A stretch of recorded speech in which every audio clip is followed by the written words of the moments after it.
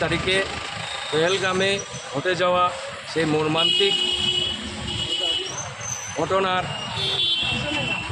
আজকে আমরা ধর্মনগর জেলা কংগ্রেসের উদ্যোগে এক শোক জ্ঞাপন করছি। তৎসঙ্গে ওই ঘটে যাওয়া সেই দুর্ঘটনা নৃশংস হত্যালীলার দোষীদের শাস্তি দিতে হবে